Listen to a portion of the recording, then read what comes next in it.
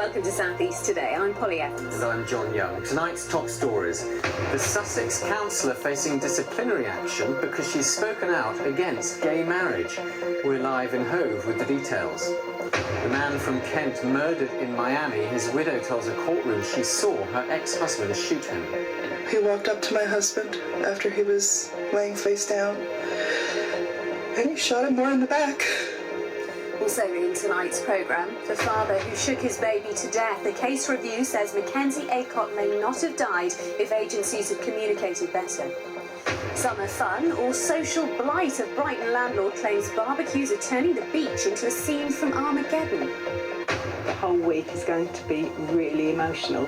And family pride. The mums and dads of our Olympians tell us what it means to see their loved ones perform in the greatest show on earth.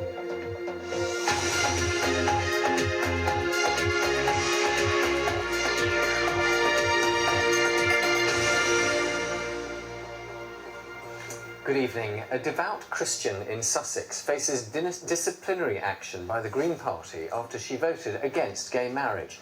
Christina Summers was the only member of Brighton and Hove City Council who voted against a motion in support of government plans to allow homosexual couples to marry. Ms Summers has now been accused of bringing her party into disrepute, despite supporting gay rights and civil ceremonies. But she says she has every right to her beliefs against gay marriage. Sarah Smith reports. This is the council meeting where Christina Summers took a stand against gay marriage, which has infuriated members of her own party. When you touch marriage, you're touching family and you're hitting at the very heart of God, and I have an enormous problem with that. On the same night, her party leader, the leader of the council, said this. Well, I respect every member's right to freedom of expression in this chamber, but we're also all free to disagree. But since voting against the motion, it has been made clear to Christina Summers that disagreeing has not gone down well with her party. An investigation is underway into her conduct.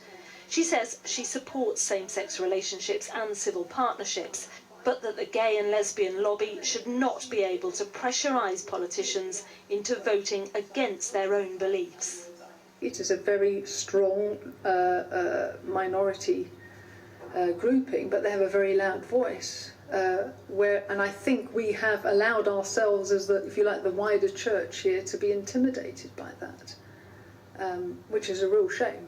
And I think we need to, put those fears aside and, dare to speak the truth. The Christian Legal Centre, which supports Councillor Summers, says Christians could end up being excluded from public office altogether if not allowed to follow their faith.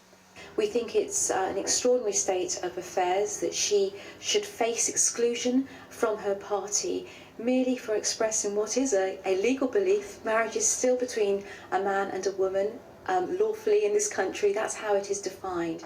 It's far from the first time that bringing Christianity into public life has caused issues.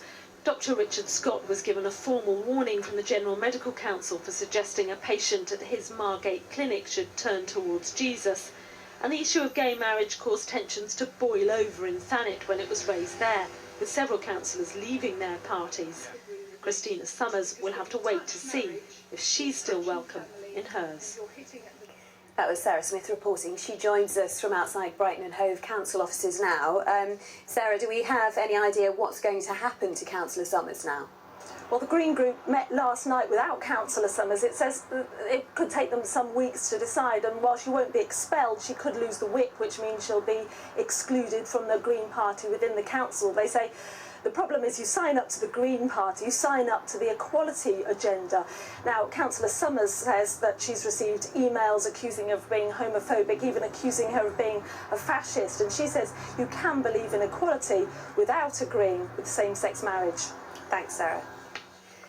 The widow of a man from Kent has